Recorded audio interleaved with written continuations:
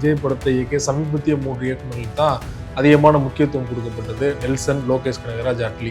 ஆனால் ஆரம்ப காலத்துல இருந்து பல்வேறு இயக்குநர்கள் பல காலகட்டத்தில் பல்வேறு வெற்றி படங்களை கொடுத்து அவர் அடுத்த கட்டத்துக்கு நகர்த்தியிருக்காங்க. அவங்களாம் ஏன் ஆடியோ லான்ச்சில் கலந்துக்கல? அழைக்கப்படலை, அழைத்து வராமல் இருப்பாங்களா? விஜய் மலேசியாவில் இருக்கிற ஆடியோ லான்ச்சுக்கு வாங்கன்னு சொல்லி இயக்குநர்களை கூப்பிட்டா அவங்க இல்லை நாங்கள் வரமாட்டோம் அப்படின்னு சொல்லிடுவாங்களா? அழைக்கப்படலைங்கிறது தான் உண்மை. அவங்களுக்கெல்லாம் பார்த்தீங்கன்னா உரிய மரியாதை கொடுக்கப்படலைங்கிறது தான் உண்மை.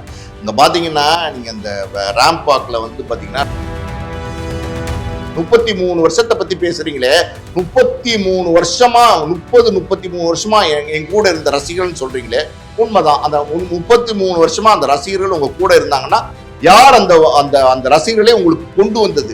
யார் அந்த ரசிகர்களே உங்களுக்கு கூட்டி வந்தது? அந்த அந்த தயாரிப்பாளர்கள்னு ஒருத்தவங்க இருக்காங்களா, அவங்கள நீங்க நினைச்சு பாத்தீங்களா? அதுக்கப்புறம் அந்த வரிசையில சார் முக்கியமான தயாரிப்பாளர்களாக இருக்காங்க. என்றென்றும் காதல், அப்புறம் பாத்தீங்கன்னா இன்னொரு நிலாவேவான்னு ஒரு படம் குஞ்சுமோன் தயாரிச்சாரு. அப்புறம் வேலாயுதம்னு ஒரு படம் ஆஸ்கார் பிலிம்ஸ் ரவிச்சந்திரன் தயாரிச்சாரு. கில்லி படத்தை ஏஎம் ரத்னம் தயாரிச்சாரு. ஆர்பி சௌத்ரி 2000 ரிங்கெட் கலெக்ட் பண்ணியிருக்காங்க. நம்ம இந்திய பணத்துக்கு 2000 ரிங்கெட்டுங்கிறது 44,000 ரூபாய். 44,000 ரூபாய் ஒவ்வொரு ஆள்கிட்டையும், தலா 44,000 ரூபாய் ஒவ்வொரு ஆள்கிட்டையும் 2000 பேர்கிட்ட கலெக்ட் பண்ணி அந்த 2000 பேரையும் அந்த 5 ஸ்டார் ஹோட்டல் ஹால்ல உட்கார வச்சிருக்காங்க. எதுக்கு தெரியுமா? விஜய் ஏர்போர்ட்ல மலேசியன் ஏர்போர்ட்ல அந்த ஹோட்டலுக்கு நுழையிறதுக்கு முன்னாடி இதை கடந்து போக முடியாது, இந்த ஹாலை கடந்து போக முடியாது. இந்த ஹாலில் அவர் போகும்போது அப்படி கை காட்டுறாரு.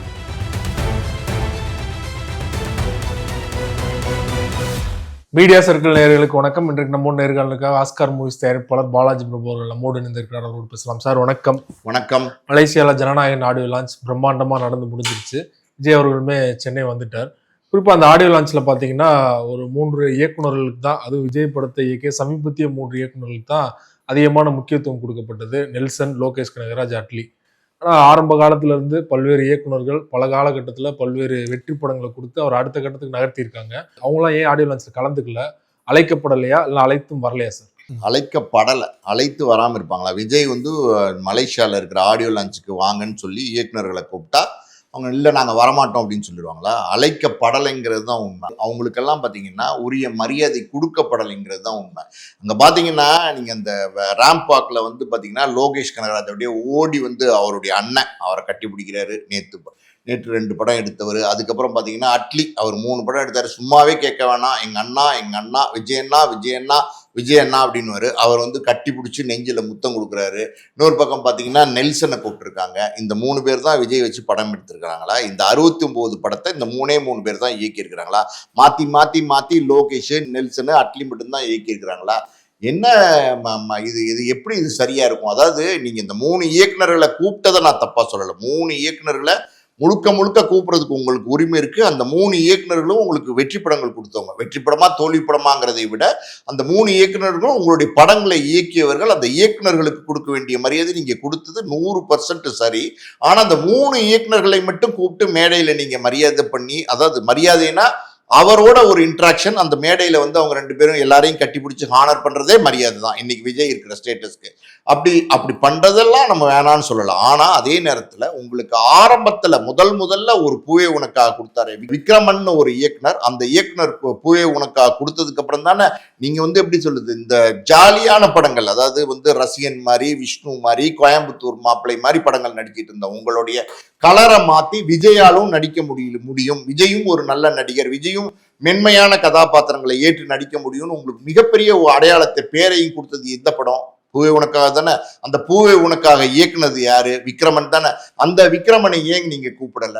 அதுக்கப்புறம் நீங்க பாத்தீங்கன்னா துல்லாத மனமும் துள்ளும் அந்த படத்தை கொடுத்த எலியில நீங்க ஏன் கூப்பிடல? அது ஒரு மிகப்பெரிய வெற்றி படம். விஜயனுடைய கேரியர்ல இதெல்லாம் மிகப்பெரிய வெற்றி படங்கள், இதெல்லாம் முக்கியமான படங்கள். அதுக்கப்புறம் காதலுக்கு மரியாதை அப்படிங்கிற ஒரு படம் வந்ததுக்கு அப்புறம் தான் உங்களுக்கே ஒரு மிகப்பெரிய மரியாதை கிடைச்சிச்சு. அந்த படத்தை இயக்குனர் பாசில் அவரையே நீங்க கூப்பிடல. அதுக்கப்புறம் நீங்க பாத்தீங்கன்னா கில்லிங்கிற படம் உங்களுடைய லைவ் ஹிஸ்டரியிலேயே விஜயுடைய கேரியர்லயே மறக்க முடியாத ஒரு ரெக்கார்ட் பிரேக்கிங் படம். விஜயை வந்து ஒரு மாசான ஒரு ஆர்டிஸ்டா வந்து மக்கள் ஏத்துக்கிட்ட ஒரு படம், கொண்டாடின ஒரு படம் கில்லி. இப்ப ரீரிலீஸ் ஆனப்ப கூட கில்லி வந்து கிட்டத்தட்ட 30 கோடி ரூபாய் கலெக்ட் பண்ணுச்சுன்னு சொன்னாங்க. அந்த அளவுக்கு ஒரு ரீரிலீஸ் படம் கூட 30 கோடி கலெக்ட் பண்ற அளவுக்கு ஒரு வெற்றி படத்தை கொடுத்த தரணி எங்க? தரணி ஏன் அழைக்கப்படல? தரணியை நீங்க ஏன் கூப்பிடல? அதே மாதிரி இந்த வரிசையில வந்து ரமணா, அந்த ரமணாங்கிற இயக்குனர் வந்து திருமலைங்கிற படத்தை கொடுத்தார். முதல்ல ஒரு ஆக்ஷன் படம் அப்படின்னா விஜய்க்கு திருமலை தான். திருமலை கொடுத்த ரமணா எங்க? ஏன் வந்து ரமணா அழைக்கப்படல? அதுக்கப்புறம் பேரரசு, சிவகாசி, திருப்பாச்சி ரெண்டுமே விஜய் படத்துல, விஜயுடைய படங்கள்ல கேரியர்ல ரொம்ப முக்கியமான படம். அந்த ரெண்டுமே வந்து ஒரு கமர்ஷியல் படம், அந்த ரெண்டுமே ஒரு ஆக்ஷன் படம். விஜய் வந்து அடுத்தடுத்த தளங்களுக்கு ஒரு ஆக்ஷன் கதாநாயகனா நகர்த்தினது பேரரசு தான். பேரரசை வந்து விஜய் கூப்பிடல. சரி, இதெல்லாம் பரவாயில்ல. துப்பாக்கி, உங்களுடைய வாழ்க்கையில துப்பாக்கி மாதிரி ஒரு படம் நீங்க நடிச்சிருக்கீங்க. அந்த படம் உங்களுடைய பெஸ்ட், அதாவது ஆக சிறந்த படம். இந்த கில்லி எல்லாம் உங்களுடைய கமர்ஷியல் ஸ்டார் வேல்யூ ஏத்துச்சு. துப்பாக்கி வந்து உங்களுக்கு வந்து பெரிய கிரேடை கொடுத்துச்சு. ஒரு எப்படி சொல்றது, எக்ஸ்ட்ராடினரியான படம். அந்த படம் அப்படி இயக்குனது யார் அப்படின்னா அந்த படத்தினுடைய இயக்குனர் முருகதாஸ் தான். முருகதாஸோட அப்புறம் சர்க்கார்லாம் இவர் சேர்ந்து பண்ணாரு. ஆனா வந்து அந்த துப்பாக்கிங்கிற படம், கத்திங்கிற படம்லாம் வந்து விஜயனுடைய கேரியர்ல முக்கியமான படம். அந்த துப்பாக்கியும் கத்தியும் கொடுத்த ஏஆர் முருகதாஸ் ஏன் இந்த விழாக்கு அழைக்கப்படவில்லை? அதாவது நீங்க வந்து எல்லா இயக்குநர்களையும் கூப்பிட முடியாது. இந்த 69 படத்துல வந்து நீங்க ஒரு 50-55 இயக்குநர்கள்ட்டையாவது நடிச்சிருப்பீங்க. 1-2 பேர் ரிப்பீட் படம் பண்ணியிருக்காங்க. இப்ப பேரரசு ரிப்பீட் பண்ணியிருக்காரு, அட்லி ரிப்பீட் பண்ணியிருக்காரு, லோகேஷ் கனகராஜ் ரிப்பீட் பண்ணியிருக்காரு. இந்த மாதிரி ரிப்பீட் பண்ண இயக்குநர்கள் ஒரு 10 பேரை இல்ல 15 பேரை கழிச்சுட்டா கூட ஒரு 50 இயக்குநர்களாவது இருப்பாங்கல்ல. அந்த 50 இயக்குநர்களும் உங்களுக்கு ஆரம்பத்துல வெளிச்சம் கொடுத்தவங்க தானே. அந்த 50 இயக்குநர்கள் படத்துல நடிச்சுதான் நீங்க அடுத்தடுத்த உயரத்துக்கு வந்தீங்க. அந்த 50 பேரையும் கூப்பிட முடியுமா? சாத்தியமா அப்படின்னா முடியும். விஜயால முடியும். விஜய் நினைச்சா அந்த 50 இயக்குநர்களையும் கூப்பிட்டு அந்த மேடையில கௌரவிச்சிருக்க முடியும். ஏன் கௌரவிக்கணும் அப்படின்னா, இது வரைக்கும் பல ஆடியோ ரிலீஸ் எல்லாம் நடந்துச்சு. அப்பெல்லாம் கௌரவிக்க தவறும் போது நம்ம கேட்க போறது இல்லை. இன்னைக்கு வந்து இது உங்களுடைய கடைசி படம்னு சொல்றீங்க. இந்த சினிமாவோட விழா இது வந்து நீங்க கலந்துக்கிட்ட சினிமா விழால கடைசி விழா. உங்களுக்கு இன்னைக்கு வந்து ஒரு தாவேகா தலைவரா நீங்க இன்னைக்கு வந்து மக்கள் கொண்டாடுறாங்க அப்படின்னா அதுக்கு எது அடித்தளமா இருந்துச்சு? நீங்க நடிகர் விஜய்ங்கிறது தான் உங்களுக்கு அடித்தளமா இருந்துச்சு. நடிகர் விஜயினுடைய புகழ் தான் உங்களை இவ்வளவு பெரிய உச்சத்துக்கும் உயரத்துக்கும் கொண்டு போய் வச்சிருக்கு. நீங்க மலேசியால இறங்கினா கூட, வெளிநாட்டுல இறங்கினா கூட உங்களை மக்கள் வந்து கொண்டாடுறாங்க, உங்களை பார்க்கறதுக்கு அவ்வளவு ஆசைப்படுறாங்க. யாரால கிடைச்ச இந்த வெற்றி? இந்த இயக்குநர்களால தானே கிடைச்சிச்சு. எல்லா இயக்குநர்களையும் கூட்டிட்டு போகாட்ட பரவாயில்ல, எல்லா இயக்குநர்களையும் கூட்டு போக முடியுமா? அதுக்கு சாத்தியம் இருக்கு அப்படின்னா இருக்கு.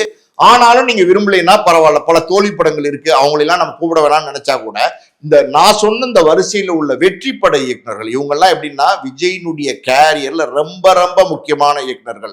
நான் வந்து சொல்றதெல்லாம் 100க்கு 100 உண்மை. இந்த இயக்குநர்களை அழைச்சிருக்கணுமா வேண்டாமா? லோகேஷ் கனகராஜ், நெல்சன், அப்புறம் வந்து பாத்தீங்கன்னா அட்லி மட்டும்தான் உங்களுக்கு இயக்குனரா கண்ணுக்கு தெரிகிறாரா? அவங்க 3 பேர் மட்டும்தான் உங்களுக்கு ஸ்டார் வேல்யூ உள்ள இயக்குநர்களா தெரியுறாங்களா? மற்றவங்களாம் உங்களுக்கு இயக்குனரா தெரியலையா? இது என்ன மாதிரியான மனநிலைன்னு எனக்கு தெரியல. உங்களுடைய கடைசி விழானும் போது இவங்களையெல்லாம் கௌரவப்படுத்திருந்தீங்கன்னா அது இன்னும் எவ்வளவு சிறப்பா நடந்திருக்கும், எவ்வளவு சிறப்பா அமைஞ்சிருக்கும். அதை செய்யல. இது ஒரு பக்கம் இயக்குநர்கள். இன்னொரு பக்கம் பாத்தீங்கன்னா தயாரிப்பாளர்னு எடுத்துக்கிட்டீங்கன்னா ஆரம்பத்துல ஒரு 4 பேருங்க. அதுல வந்து ஒருத்தர் வந்து நானு, எங்க அப்பா, விஷ்ணு படம் தயாரிச்ச வகையில இன்னும் சொல்ல போனா முதல் தயாரிப்பாளர். இன்னைக்கு கடைசி தயாரிப்பாளர் கேவியனா இருக்கலாம். ஆனா உங்களுக்கு முதல் தயாரிப்பாளர் வெளிப்படம் நீங்க நடிக்க ஆரம்பிச்சப்ப முதல் தயாரிப்பாளர் யாருன்னா ஆஸ்கார் மூவிஸ் நிறுவனம் தான். அதை நீங்க மறக்கவும் முடியாது, மாற்றவும் முடியாது. அதை விஜயே வந்து கொடுத்த காணொலிகள்லாம் வந்து இன்னைக்கு யூடியூப்ல இருக்கு. அதுக்கப்புறம் அந்த அந்த அந்த அடுத்த உங்க அப்பா வந்து உங்களை வந்து நாளைய தீர்ப்பு எடுத்தாரு, செந்தூர பாண்டி எடுத்தாரு, ரசிகன் எடுத்தாரு, தேவா எடுத்தாரு. ஓகே, 69 படமும் உங்க அப்பாவே எடுத்திருக்க முடியுமா? 69 படமும் உங்க ஒரே ஒரு தயாரிப்பாளர் கீழே ஒரே ஒரு இந்த 4மே எஸ் ஏ சந்திரசேகர் தான் இயக்குனர். இந்த 4 படங்கள் வந்து எஸ் ஏ சந்திரசேகர் தயாரிச்சு இயக்குனர். இதே வந்து 69 படத்துக்கும் அவரே தயாரிச்சு இயக்கியிருந்தா உங்களுக்கு இப்படி வடிவம் கிடைச்சிருக்குமா? பல பேர்கிட்ட நீங்க போனதுனாலதான் உங்களுக்கு பலவிதமான வடிவங்கள் கிடைச்சது. உங்ககிட்ட இருக்கிற திறமைகளை வந்து பல பேர் வந்து வெளிக்கொண்டு வந்தாங்க. இப்படி இந்த திறமை விஜய்கிட்ட இருக்கு, இந்த திறமை விஜய்கிட்ட இருக்குன்னு எல்லாருமே அவங்களுடைய திறமையில படைப்பாளிகள் வந்து உங்களை வெளிக்கொண்டு வந்தாங்க. அதே மாதிரி தயாரிப்பாளர்கள் அப்படின்னும் போது நான் சொன்ன மாதிரி நான் முதல் தயாரிப்பாளர். அதே காலகட்டத்துல ராஜாவின் பார்வையிலேன்னு எடுத்த படம், அந்த படத்துல வந்து ரஜித்தும் விஜயும் சேர்ந்து நடிச்சாங்க. அந்த படத்தினுடைய தயாரிப்பாளர் சவுந்தர், எம்ஆர்ங்கிற தயாரிப்பாளர், நான் வந்து வசந்த வாசனுடைய தயாரிப்பாளர். அதே நேரத்துல சந்திரலேகான்னு ஒரு படம் வந்துச்சு, அந்த படத்தினுடைய தயாரிப்பாளர் நம்பிராஜ். இதுக்கப்புறம் பாத்தீங்கன்னா கோயம்புத்தூர் மாப்பிள்ளைன்னு ஒரு படம் வந்துச்சு, அந்த தயாரிப்பாளர் பாத்தீங்கன்னா கோபி, அவர் MS விஸ்வநாதனோட பையன். இவங்க எல்லாம் ஆரம்ப காலத்துல உங்களை வந்து யாருன்னே தெரியாது, நீங்க யார், இன்னைக்கு நீங்க விஜய், இன்னைக்கு நீங்க தளபதி, இன்னைக்கு இந்த உலகமே உங்களை கொண்டாடுது, இந்த கோடிக்கணக்கான மக்கள் உங்களை கொண்டாடுறாங்க. இந்த இந்த இந்த சூழ்நிலையில் இன்னைக்கு நீங்க இருக்கிறீங்க. அன்னைக்கு 33 வருஷத்தை பத்தி பேசுறீங்களே, 33 வருஷமா 33 வருஷமா என் கூட இருந்த ரசிகர்கள் சொல்றீங்களே, உண்மைதான். அந்த 33 வருஷமா அந்த ரசிகர்கள் உங்க கூட இருந்தாங்கன்னா யார் அந்த அந்த அந்த ரசிகர்களே உங்களுக்கு கொண்டு வந்தது, யார் அந்த ரசிகர்களே உங்களுக்கு கூட்டி வந்தது? அந்த அந்த தயாரிப்பாளர்கள்னு ஒருத்தவங்க இருக்காங்களா, அவங்கள நீங்க நினைச்சு பாத்தீங்களா? அதுக்கப்புறம் அந்த வரிசையில சார் முக்கியமான தயாரிப்பாளர்களா இருக்காங்க. என்றென்றும் காதல், அப்புறம் பாத்தீங்கன்னா இன்னொரு நிலாவேவான்னு ஒரு படம் குஞ்சுமோன் தயாரிச்சாரு, அப்புறம் வேலாயுதம்னு ஒரு படம் வந்து ஆஸ்கார் பிலிம்ஸ் ரவிச்சந்திரன் தயாரிச்சாரு, கில்லி படத்தை வந்து AM ரத்னம் தயாரிச்சாரு, ஆர்பி சௌத்ரி எவ்வளவு பெரிய தயாரிப்பு நிறுவனம், அவர் எவ்வளவு பெரிய தயாரிப்பாளர், அவர் உங்களுக்கு போயவனுக்கா கொடுத்தாரு, நம்ம துல்லாத மனம் துள்ளும் கொடுத்தாரு, ஜில்லா கொடுத்தாரு. இப்படி பல வெற்றி படங்களை ஆர்பி சௌத்ரியோடைய தயாரிப்பு நிறுவனத்தில் நீங்க நடிச்சிருக்கிறீங்க. இது இல்லாம வந்து எத்தனையோ தயாரிப்பு நிறுவனங்கள்ல நீங்க நடிச்சிருக்கீங்க. இன்னைக்கு நீங்க வந்து உங்களுடைய கடைசி படத்தை ஒரு தமிழனுக்கு கொடுக்கல, ஏதோ ஒரு கன்னடக்காரருக்கு கொடுத்துருக்கீங்க, அதெல்லாம் கூட பரவாயில்லைங்க, ஏதோ ஒண்ணு பண்ணுங்க, பணம் உங்களுக்கு தேவை, அதனால நீங்க கொடுத்துருந்தீங்க. அவங்க தான் உங்களை வச்சு தயாரிக்க முடியும், அவங்களுக்கு தான் தகுதி இருக்கு, தமிழனுக்கு தகுதி இல்லையே நீங்க நினைச்சீங்களா என்னன்னு தெரியல. அதனால நீங்க அந்த அந்த வாய்ப்பை வந்து ஒரு கன்னட தயாரிப்பாளருக்கு கடைசி பட வாய்ப்பு, அது ரொம்ப முக்கியம், கடைசி பட வாய்ப்பு கன்னட தயாரிப்பாளருக்கு. உங்களுக்கு முதல் பட வாய்ப்பு கொடுத்தது யாரு? ஒரு தமிழன். உங்களுக்கு அடுத்தடுத்த படங்கள் வாய்ப்பு கொடுத்தது யாரு? ஒரு தமிழன். ஆனா அந்த தமிழனுக்கு இன்னைக்கு மரியாதை இல்லை. பரவாயில்ல, அதெல்லாம் விட்டுருங்க. இந்த தமிழ் மக்கள் தான் உங்களை உலகத்துல கொண்டாடுறாங்க. நீங்க ஒரு தமிழ் நடிகர் தான். அன்னைக்கு மலேசியா போனீங்கன்னா உங்களை கொண்டாடுறது வந்து ஃபாரினர்ஸ் கிடையாது, ஏதோ வந்து அமெரிக்காக்காரனோ நம்ம ஆஸ்திரேலியாக்காரனும் உங்களை வந்து கொண்டாடல. உங்களை அங்க கொண்டாடினது எல்லாமே தமிழ் மக்கள் தான். சிங்கப்பூர்ல இருந்து வந்து கொண்டாடுறாங்க, வேற வேற வெளிநாடு பஹ்ரைன்ல இருந்து வந்து கொண்டாடுறாங்க, பல நாடுகள்ல இருந்து மலேசியால வந்து சங்கமிச்சு உங்களோட விழாவை பார்த்து இவ்வளவு பெரிய வெற்றி விழாவை மாத்தி கொடுத்துருக்காங்க. விழாவை பொறுத்த வரைக்கும் வெற்றி விழா தான், அதுல எந்த சந்தேகம் கிடையாது. ஆனா அந்த விழாவை இன்னமும் சிறப்பா பண்ணிருக்கலாம். இவங்களை எல்லாம் நீங்க கூப்பிட்டுருக்கலாம், கூப்பிடாட்டி கூட பரவாயில்ல. நான் என்ன சொல்றேன், இவங்களை எல்லாரையும் என்னால கூப்பிட முடியாது, இதெல்லாம் வாய்ப்பு இல்லை, ரொம்ப கஷ்டம் அப்படின்னு சொன்னீங்கன்னா கூட முடியும், விஜயால முடியும். ஏன் ஒரு 50 தயாரிப்பாளர்களையும் ஒரு 50 இயக்குநர்களையும் நீங்க செலவழிச்சு கூட்டு போக முடியாதா? அவங்களுக்கு உரிய மரியாதை கொடுக்க முடியாதா? ஆனா அதை செய்யாட்ட கூட பரவாயில்ல சார், இவங்களாலதான் நீங்க வளர்ந்தீங்க. அதுக்கப்புறம் பாத்தீங்கன்னா ஊடகங்கள், அன்னைக்கு இருந்த ஊடகங்கள், முக்கியமான சினிமா ஊடகங்கள் எல்லாமே விஜயை வந்து சப்போர்ட் பண்ணாங்க. ஒரு விஜயை பத்தி எழுதணும் அப்படின்னு அன்னைக்கு உங்களுக்கு ஊடகம் தேவைப்பட்டது, அன்னைக்கு உங்களுக்கு பத்திரிகையாளர்கள் தேவைப்பட்டாங்க, சினிமா ரிப்போர்ட்டர்ஸ் தேவைப்பட்டாங்க, அன்னைக்கு உங்களை அட்டப்படம் கவர் ஸ்டோரியில உங்களை போடுறதுக்காண்டி பல சினிமா பத்திரிகைகள் பத்திரிகைகளோட துணை உங்களுக்கு தேவைப்பட்டது. உங்களை அட்டப்படம் பார்த்தப்ப நீங்க அந்த அட்டப்படத்தை பார்த்து ரசிச்சீங்க. இன்னைக்கு உங்களுடைய படத்தை வந்து எங்க பயன்படுத்தினாலும் வியாபாரமாகுங்கிற உயரத்துக்கு நீங்க வந்துட்டீங்க. இன்னைக்கு நீங்க வேற விஜயா இருக்கீங்க. ஆனா அன்னைக்குதான் நான் சொல்றேன், அன்னைக்குதான் உங்கள் விஜயா இருந்தாரு. அதாவது ஒரு படம் பாடுவார், அதாவது தொட்டப்பட்டா ரோட்டு மேல முட்டை பரோட்டா, நீ தொட்டுக்குள்ள சிக்கன் பரோட்டா அப்படின்னு பாடும்போது இந்த பாடலை பாடியவர் உங்கள் விஜய்ன்னு போடுவாங்க. அன்னைக்கு உங்கள் விஜய். இன்னைக்கு வந்து அந்த உங்கள் யாரு? ரசிகர்களுக்கும் உங்கள் விஜயா இருந்தாரு, தயாரிப்பாளர்கள் இயக்குநர்களுக்கு எல்லாருக்கும் உங்கள் விஜயா இருந்தாரு. இன்னைக்கு உங்கள் விஜய் இல்லை, யாருமே வந்து நினைச்சு பார்க்காத உயரம் வந்து விஜய் அடைஞ்சிட்டார். அதெல்லாம் வந்து சந்தோஷம். விஜயினுடைய வளர்ச்சி, விஜயினுடைய மிகப்பெரிய ஒரு வாழ்க்கை, இந்த அந்தஸ்து, இந்த இன்னைக்கு சினிமால இருந்து வந்து அரசியல் போயிருக்காரு, அடுத்த தளத்திலையும் அவர் வெற்றி அடிட்டும், எல்லாமே ஓகே சார். இந்த நான் கேட்ட ஒரு சிம்பிள், நான் கேட்கிறேன், இவங்களை யாரையும் கூட்டிட்டு வர முடியாட்ட கூட, இவங்களுக்கு உரிய மரியாதை மேடையில் கொடுக்க முடியாட்ட கூட, இவங்க பேரை சொல்லி குறிப்பிட்டு அல்லைன்னா பேரை சொல்லி குறிப்பிடாமல் கூட இந்த 69 படத்தையும் தயாரித்த தயாரிப்பாளர்கள், இயக்குநர்கள், அதுல பங்கு பெற்ற டெக்னீஷியன்ஸ், எத்தனை மியூசிக் டைரக்டர் உங்களுக்கு பாட்டு போட்டு கொடுத்துருக்காங்க, எத்தனை மியூசிக் டைரக்டர் பாட்டு போட்டு கொடுத்துருக்காங்க. நேற்றுக்கு வந்து சோபாமா அந்த மேடையில பாடுறாங்களே, கோடம்பாக்கம் ஏரியா ஓட்டு பாட வாரியா, குத்தாட்டம் போட ரெடியா அப்படின்னு பாடுறாங்களே, அந்த பாட்டை போட்டு கொடுத்தது யார்? மியூசிக் டைரக்டர் தானே. அந்த பாட்டை எழுதினது யாரு? ஒரு பாட்டு எழுதுற ஒரு கவிஞர் தானே எழுதினாரு. அதை பாடினது யாரு? ஒரு பாடகர்கள் தானே பாடினாங்க. ஒரு டான்ஸ் மாஸ்டர்ஸ் வந்து கோரியோகிராஃப் பண்ணாங்க, ஒரு ஸ்டண்ட் மாஸ்டர்ஸ் வந்து ஃபைட் பண்ணாங்க. இது கூட்டு முயற்சி சார். தனியா வந்து சினிமால ஜெயிக்க முடியாது. தனியா யாரும் சினிமால ஜெயிச்சதா சரித்திரமே கிடையாது. இன்னைக்கு நீங்க இவ்வளவு பெரிய நடிகரா இருந்தா கூட இந்த ஜனநாயகன் படத்துக்கு கிட்டத்தட்ட 250-300 பேர் ஒரு கூட்டம் இருந்தாதான் அந்த ஜனநாயகன் படத்தை உருவாக்க முடியுமே தவிர தனி ஒரு விஜயால வந்து அதை உருவாக்கவே முடியாது. தனி ஒரு மனிதன் எந்த காலத்திலையும் தோப்பை உருவாக்குறதா சரித்திரமே கிடையாது. அந்த மாதிரி வந்து இவங்களுக்கெல்லாம் உரிய மரியாதை கொடுக்கல. ஆனா அட்லீஸ்ட் இந்த தயாரிப்பாளர்கள், இயக்குநர்கள் இந்த பத்திரிகையாளர்கள், ஊடக நண்பர்கள்லாம் அன்னைக்கு அவருக்கு தேவைப்பட்டுச்சு. எனக்கு தெரியும் அன்னைக்கு தேவைப்பட்டுச்சு. ஒவ்வொரு ஊடக நண்பரை கதவா தட்டினாங்க, எப்படியாவது எங்களை பத்தி எழுதுங்க, எப்படியாவது எங்களை பத்தி எழுதுங்க, எப்படியாவது எங்களை பத்தி எழுதுங்கன்னாங்க. அவங்களோட பேரெல்லாம் குறிப்பிட்டு, இந்த கடைசி படம், இது என்னுடைய கடைசி சினிமா விழா, நான் சினிமா விட்டு விடைபெறுகிறேன். சினிமா விட்டு விடைபெறதுனாலதான் நம்ம இதை பேசுறோம், அதனாலதான் நம்ம பேச சொல்றோம். அங்க இவங்களுக்குலாம் நான் ஒரு நன்றி தெரிவிச்சுக்கிறேன். இந்த டோட்டல் காஸ்ட் அண்ட் க்ரூன்னு இருக்கு, அதாவது எல்லாருமே இதுல சம்பந்தப்பட்டிருக்காங்க. தயாரிப்பாளர்கள், இயக்குநர்கள் மட்டும் இல்ல, மியூசிக் டைரக்டர் அத்தனை பேர் இருக்காங்க. அவங்களுக்கு ஒரு நன்றி சொல்லிருக்கலாமா கூடாதா? சொல்லியிருந்தா எவ்வளவு மேன்மையா இருந்திருக்கும், எவ்வளவு நல்லா இருந்திருக்கும், அந்த விழா எவ்வளவு சிறப்பா இருந்திருக்கும். ஸோ இது எப்படின்னா, ஒரு 3 இயக்குநர்கள், அட்லி, லோகேஷ் கனகராஜ், அப்புறம் நெல்சனை மட்டும் கூப்பிட்டு நீங்க அந்த மேடையில கௌரவப்படுத்தினீங்கன்னா, அந்த நிகழ்ச்சியை பார்க்கிற உங்களை வச்சு உயரத்தை இயக்குநர்கள் மற்றவர்கள் காயப்பட மாட்டாங்களா? நெல்சன் அவர்களே இதுக்கு பதில் சொல்லும்போது என்ன சொல்றாருன்னா, நான் பீஸ்ட் அப்படிங்கிற ஒரு தோல்வி படம் தான் கொடுத்தேன், மற்ற 2 பேர் கூட வெற்றி படம் கொடுத்துருக்காங்க, என்ன கூப்பிடும் போது என் மேல வருத்தம் இல்லையா, நான் தோல்வி படம் கொடுத்துட்டேன் அப்படின்னு கேட்கும்போது, சினிமா வேற நட்பு வேற, ஒரு நண்பர் அப்படிங்கிற அடிப்படையில் கூட கூப்பிட்டுருக்கலாம் இல்லையா அந்த 3 பேரையும்? தாராளமா, சினிமா வேற நட்பு வேற. அப்ப இந்த 3 பேருமா மட்டும்தான் சினிமால, அந்த 3 இயக்குநர்கள் மட்டும்தான் சினிமால விஜய்க்கு நண்பர்களா? எனக்கு தெரியலையே. மற்ற இயக்குநர்கள்லாம் நண்பர்கள் இல்லையா? மற்ற இயக்குநர்கள்லாம் எதிரிகளா? என்ன மாதிரியான இது ரொம்ப தப்பு சார். இது எப்படின்னா, கடைசி விழானும் போது நம்ம இந்த கேள்வி கேட்கிறோம்.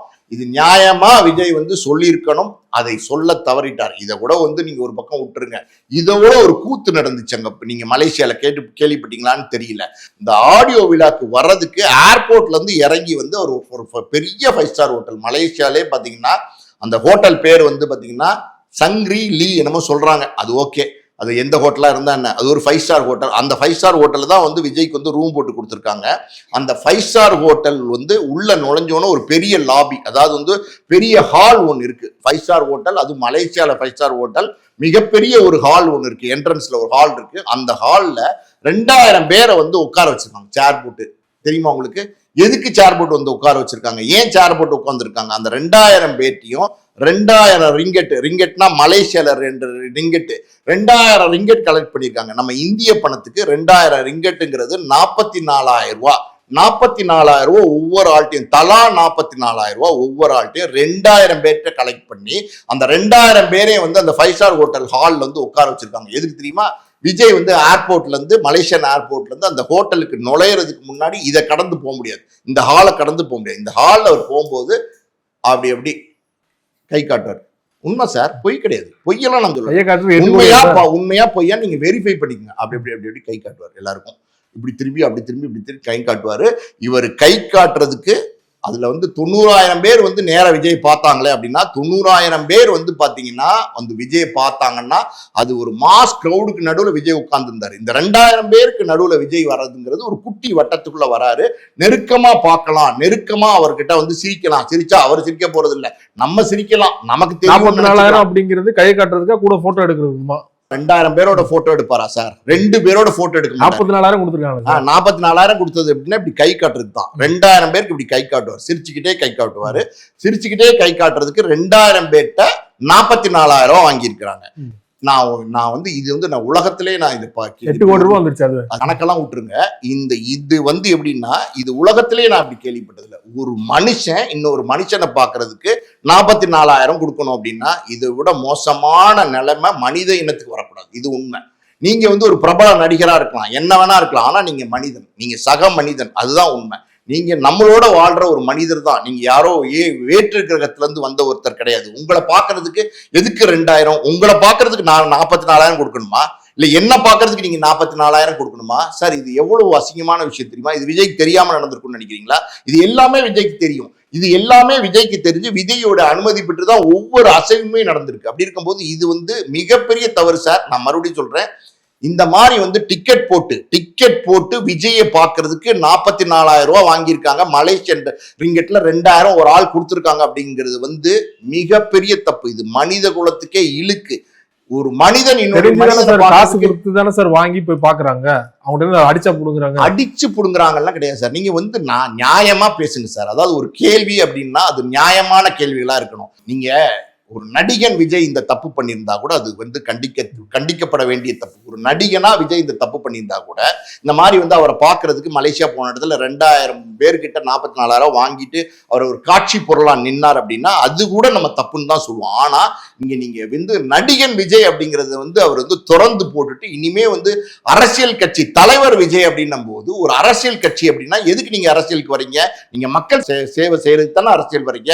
நீங்க அப்படித்தானே சொல்றீங்க, மக்கள் சேவை செய்ய தானே வரேன்னு சொல்றீங்க. அப்ப மக்கள் சேவை செய்யற ஒரு தலைவன் அவர் ஒரு காட்சி பொருளா அப்படி கை காட்டுறதுக்கு 2000 ரூபாய் இன்னொரு மனிதன்ட்ட வாங்குறாரு அப்படின்னா எப்படி நீங்க மக்கள் சேவை செய்வீங்க? எப்படி உங்களுடைய மனநிலையை அதுக்கு அனுமதிச்சது? எப்படி இப்படி ஒருத்தவங்க சொல்லும் போதே இது தப்பு, இது வேண்டாம், இது செய்யாதீங்கன்னு நீங்க சொல்ல மாட்டீங்களா? உங்களை நெருக்கத்துல பாக்குறதுக்கு 44,000 ரூபாய் கொடுக்கணுமா?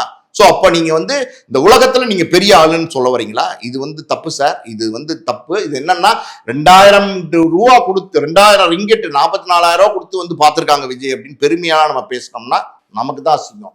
பிற்காலத்துல வர சந்ததிகளுக்கு தான் இது அசிங்கம். நியாயம்னா நியாயம்தான். ஒரு மனிதன் இன்னொரு மனிதனை பார்க்கறதுக்கு பணம் வாங்கிட்டு பார்க்கறதுங்கிறது இது வரைக்கும் உலகத்துல நான் பார்த்ததே இல்லை. அதாவது வந்து இப்ப அந்த மலேசியால நடந்த ஜனநாயகனுடைய ஆடியோ ரிலீஸ் வந்து ஒரு கமர்ஷியல் விழா. அங்க வந்து ஆட்டம் இருந்துச்சு, பாட்டு இருந்துச்சு, டான்ஸ் இருந்துச்சு, சோபாமா பாடினாங்க, விஜய் பேசினாரு, எல்லாமே அங்க இருந்துச்சு. அதுல ஒரு என்டர்டைன்மெண்ட் ஷோவா இருந்துச்சு. 90,000 பேர் அதுக்கு டிக்கெட் கொடுத்து வாங்கினாங்க. அதுக்கே பல கோடிக்கு டிக்கெட் கொடுத்து வாங்கியிருக்காங்க. 2000ல இருந்து 5000, 10,000, 50,000, 1,00,000 இன்னும் எவ்வளவு போலாமா அந்த டிக்கெட் வித்திருக்காங்க. அது ஓகே, அது ஒரு கமர்ஷியல் விழா. அந்த அரங்கத்துக்கு பணம் கட்டணும், அங்க வந்து எல்லா விஷயங்களும் இருக்கு, அதுக்கு எல்லாத்துக்கும் பண்ணணும். அப்படின்னும் போது அது அந்த நிகழ்ச்சி நடக்கிறதுக்கே வந்து ஒரு 18 ல இருந்து 20 கோடி செலவாயிருக்குன்னு சொல்றாங்க. அதுக்கு நீங்க கமர்ஷியலா பண்ணி அதை கலெக்ட் பண்ணீங்க. அதை சுத்தி இருக்கிறவங்களுக்கு நீங்க வந்து எப்படி சொல்றது, கடைக்கெல்லாம் நீங்க வாடகை விட்டுருக்கீங்க, டெண்டர் மாதிரி அது விடுவாங்க. பார்க்கிங்க்கு வாடகை விட்டுருக்கீங்க, அது விடுவாங்க. ஏன்னா அவங்களும் வந்து ஒரு வியாபார நோக்கத்தோட வர்றாங்க. கடை போட்டிருக்கவங்க, பார்க்கிங் போட்டிருக்கவங்க எல்லாருக்கும். அதனால ஒரு பிசினஸ், அதுல நீங்க காசு வாங்கிட்டு பண்ணலாம். இது வரைக்கும் நீங்க வந்து பல பேர் வந்து கலை நிகழ்ச்சிக்கு வந்து போயிருக்கிறாங்களே, எத்தனையோ வந்து வெளிநாட்டு கலை நிகழ்ச்சிகளை வந்து காசு வாங்கிட்டு டிக்கெட் போட்டு தானே பண்றாங்க அப்படின்னு நீங்க கேட்டீங்கன்னா, அதுவும் எப்படின்னா ஒரு பல நடிகர்கள் அங்க போய் காமெடி நடிகர்ல இருந்து பல பேர் வந்து அதுல கலந்துக்கிட்டு நடிகைகள் எல்லாம் கலந்துக்கிட்டு உங்களுக்கு ஷோ பண்றாங்க சார். உங்களை என்டர்டெயின் பண்றாங்க. உங்களை நகைச்சுவைப்படுத்தியோ உங்களை சந்தோஷப்படுத்தியோ நாடகமோ ஏதோ ஒண்ணு போட்டு உங்களை என்டர்டெயின் பண்றாங்க. அதுக்கு காசு கேட்கறாங்க. அவங்க ஒரு மேடையில வந்து கமர்ஷியலா பண்றாங்க. அதை நீங்க பாக்குறீங்க, அதுக்கு காசு. சினிமா பாக்குறதுக்கு காசு தானே கொடுக்குறோம். சினிமா இலவசமா காட்டல. அப்ப சினிமா வந்து என்டர்டைன்மெண்ட் மீடியா. அதை பாக்குறதுக்கு தியேட்டர்ல காசு வாங்கிட்டு தானே உள்ள அனுப்புறோம். அந்த மாதிரி ஷோ பண்றாங்க. இப்ப கான்சர்ட் பண்றாங்க. அனிருத், ஏஆர் ரஹ்மான், இந்த தேவா, இன்னும் பலர் வந்து கான்சர்ட் போறாங்க. எல்லாருமே இன்னைக்கு உலக அளவுல கான்சர்ட் போறாங்க. அங்க போய் அவங்க என்ன பண்றாங்க, ஒரு 40 பாட்டு 50 பாட்டு ஒரு 4-5 மணி நேரத்துல பாடுறாங்க. அந்த ரசிகர்கள் அதை கேட்கறாங்க, ரசிக்கிறாங்க. அதுக்கு காசு வாங்கினா பரவாயில்ல. இங்க வந்து எப்படின்னா விஜய் அந்த ஆடிட்டோரியத்துக்குள்ள வருவாரு.